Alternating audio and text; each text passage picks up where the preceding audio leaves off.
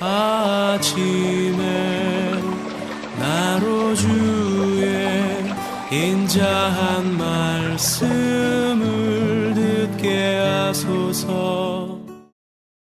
성도 여러분 안녕하세요. 화요일입니다.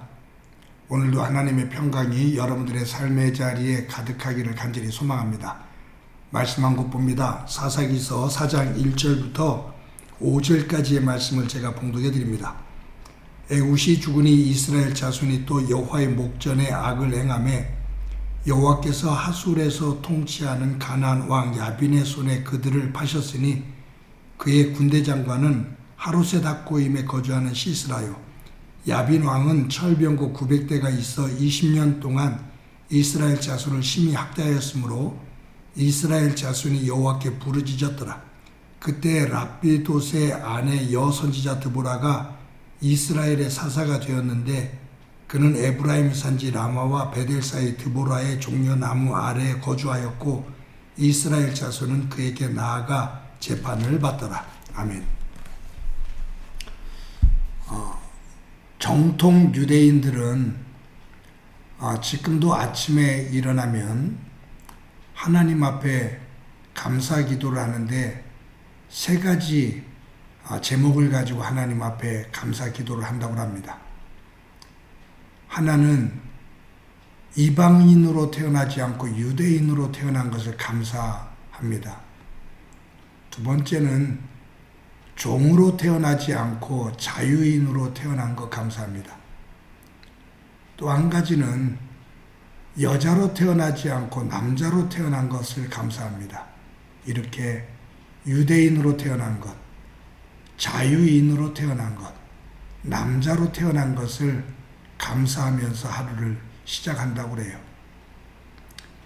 그것을 뒤집어 보면 유대인이 아닌 이방인, 자유인이 아닌 종, 남자가 아닌 여자는 감사할 것이 없는 사람이 돼요. 이처럼 상대방과 비교하면서 하는 감사는 올바른 감사가 아닙니다. 사실은 저질의 감사지요.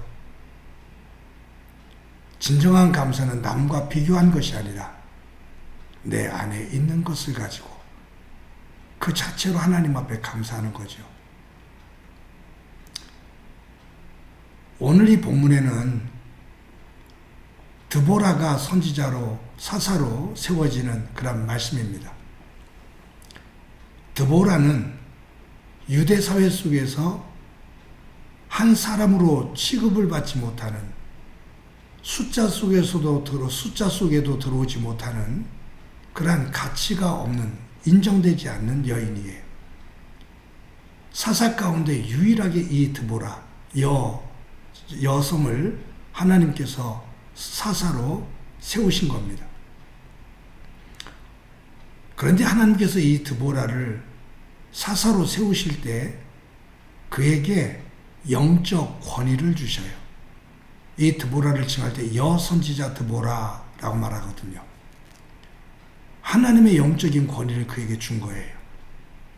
그에게 계시를 보여주시고 그가 하는 일들을 통해서 하나님께서 이 드보라와 함께 하심을 이스라엘 백성들에게 보여준 거죠.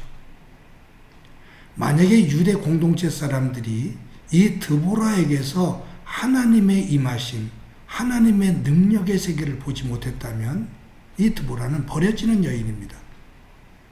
가치가 없는 여인이에요. 그런데 그 사회 속에서 이 여인인 이 드보라를 인정했다라는 것은 누구든지 어느 누구도 이 드보라가 하나님의 사람, 하나님께서 이를 통해서 역사하고 계시다라는 것을 인정하지 않을 수 없을 만큼 하나님께서 분명하게 이 드보라와 함께 하심을 보여주었기 때문입니다. 여러분, 이게 참 묘한 것이요. 이 사사기를 보면 쓰임받는 사사들은 한결같이 약점들을 가지고 있습니다. 치명적인 약점입니다. 어제 우리가 에훗을 볼 때 왼손잡이를 봤잖아요. 기드온도 정말로 용기 없는 사람이에요. 삼손이 힘이 있다고요? 힘이 있을지 모르지만 그는 정욕에 매우 약했던 사람이에요. 하나하나 정말로 약점이 있어요. 이 드보라는 여인이라는, 여자라는 약점이 있어요. 그런데 그 사회 속에서 인정받지도 못하는, 숫자 속에도 들어오지 못하는 이 약한 여자 드보라와 누가 대칭 정점에 서 있냐면 야빈왕 하솔이에요. 그러니까 하솔왕 야빈이에요. 이 하솔왕 야빈은 가나안 북부 지역을 지배하는 절대적인 힘을 가지고 있었던 당시의 최고의 지배자였습니다. 그는 철병과 700대를 가지고 있었어요. 최신의 무기를 가장 많이 가지고 있었어요. 누구도 이 하솔왕 야빈을 건드릴 수가 없었습니다. 절대적이었습니다. 그런데 이 가나안 지역에서 최고의 권력을 가지고 있는, 최고의 힘을 가지고 있는 이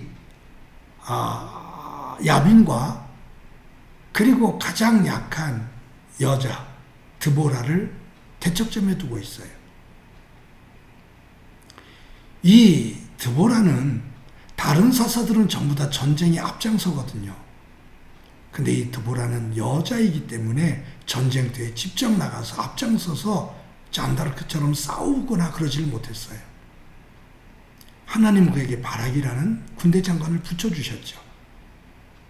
그렇지만 하나님께서 이 드보라에게 역사하셔서 이 야빈왕을 무너뜨리십니다. 저는 이 장면을 보면서 어린 다윗이 블레셋 장군 골리앗과의 싸움을 생각해 봅니다. 힘없는 다윗입니다. 거인이면서 최고의 무기를 가지고 있는 골리앗입니다. 골리앗이 다윗을 조롱하고 하나님을 조롱합니다. 다윗이 가지고 나가는 것은 만군의 여호와 이름입니다. 그가 던진 물맷돌 하나에 골리앗이 쓰러집니다. 즉, 이 골리앗과 다윗의 싸움 속에서 무엇을 의미하냐면 절대로 골리앗을 무너뜨린 것은 다윗의 힘이 아니다는 거예요. 하나님의 능력이고 하나님의 은혜라는 거예요. 이 드보라가 당시의 최고의 힘을 가지고 있는 야빈왕을 무너뜨린 것은 드보라의 힘이 아닌 하나님의 힘이고 하나님의 은혜라는 것을 보여주고 있는 겁니다. 사랑하는 성도 여러분, 오늘도 우리의 삶의 자리에서 우리의 약함을 아시는 하나님께서 우리와 동행하십니다. 우리의 약함을 통해서 도리어 하나님의 은혜 세계를 보게 하고 하나님의 힘을 보게 합니다. 그 약함을 통해 역사하시는 하나님 안에서 하나님의 살아계심과 하나님이 우리를 향한 사랑을 보여주고 계십니다. 20년 동안 철병거 900대를 가지고 이스라엘을 지배했던 이 야빈왕을 무너뜨린 사람 드보라. 그런데 그 드보라는 자신의 힘이 아닌 하나님의 힘, 그 힘을 가지고 야빈왕을 무너뜨리는데 오늘 저와 여러분이 드보라가 서 있었던 그 자리에 서서 하나님의 능력을 덧입고 이 세상을 당당하게 이겨나가는 저와 여러분이 되어지기를 간절히 소망합니다. 사탄의 힘은 내 힘으로 무너뜨리는 것이 아닌 하나님의 힘입니다. 오늘도 그와 같은 하루에 하나님 안에서의 힘 있는 삶이 되어지기를 주님의 이름으로 간절히 축원합니다. 기도합니다. 하나님, 연약한 여인 드보라가 하나님의 은혜와 능력을 덧입어 당대의 최고의 힘을 가지고 있는 야빈왕을 무너뜨리는 모습을 봅니다. 오늘도 하루를 살아가면서 이 험한 세상 속에서 하나님의 은혜와 능력을 덧입어 무릎에 힘을 주고 어깨를 펴고 당당하게 서서 하나님의 은혜를 노래하며 승리하는 삶이 되도록 도와 주옵소서. 내 힘을 믿기 시작하면 어느 순간부터 어깨를 늘어뜨릴 수밖에 없는데 하나님의 힘을 믿고 의지하며 어깨를 펴고 사는 저희들 되게 하옵소서. 함께 주시라 믿고 예수님의 이름으로 기도드립니다. 아멘.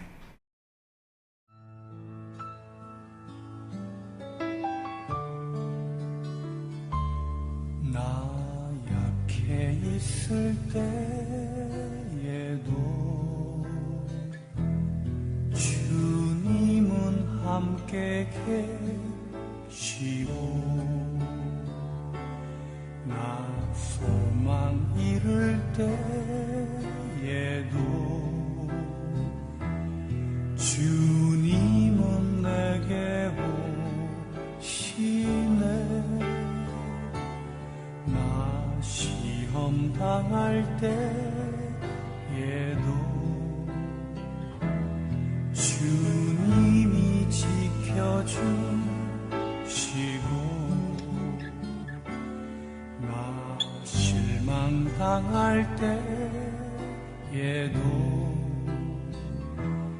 주님이 위로하시네.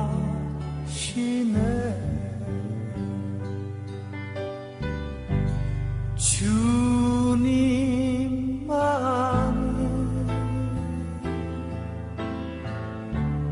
내 힘이시며 오 주님만이 날 도우시네. 오 나의 주님 내 아버지여 오 나의 주님